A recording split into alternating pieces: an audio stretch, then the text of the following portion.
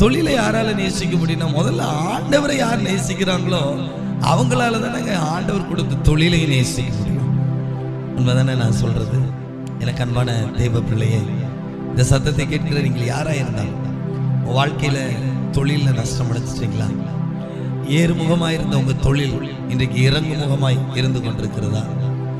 அல்லது உங்க தொழில நான் போட்ட இன்வெஸ்ட்மெண்ட் எல்லாம் ஒண்ணுமே இல்லாம ஆயிடுச்சு பாஸ்டர், இப்போ நான் பூஜ்ஜியத்தின் நிலையில இருக்கிறேன் அப்படின்னு நீங்க சொல்றீங்களா? அப்படின்னு சொன்னா தேவன் உங்களுக்கு கொடுத்த தொழிலை நேசிப்பதை காட்டிலும் வேற அநேக காரியத்தை நேசிப்பதில் நீங்க கவனம் செலுத்துறீங்க. அதுதான் உண்மை. உங்களால தொழிலை நேசிக்காதவங்களால அந்த தொழிலோடு கூட ஒரு ஐக்கியமும் தொழிலோடு கூட ஒரு ஆர்வமும் நிச்சயமா இருக்காது.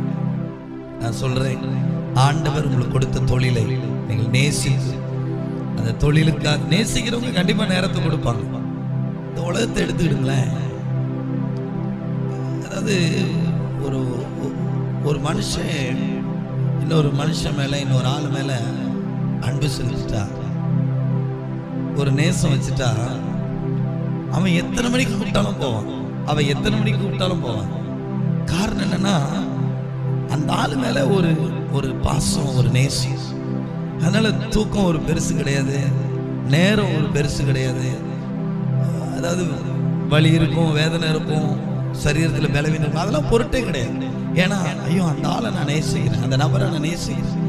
அதனால அவங்களுக்காக நான் எதையும் நேசத்துக்காக எதையும் கொடுப்பீங்க. அதனாலதான் பைபிள் சொல்லுது, நேசம் மரணத்தை போல வலிது. அப்படின்னா உயிரை கூட ஒரு நேசத்துக்காக கொடுக்க முடியுமா? நான் சொல்றேன், எந்தெந்த காரியத்திற்கெல்லாமோ உங்களுடைய நேசத்தை நீங்க செலவு பண்றீங்க. உங்க தொழிலுக்காக உங்க தொழிலை நேசிச்சு பாருங்களேன்.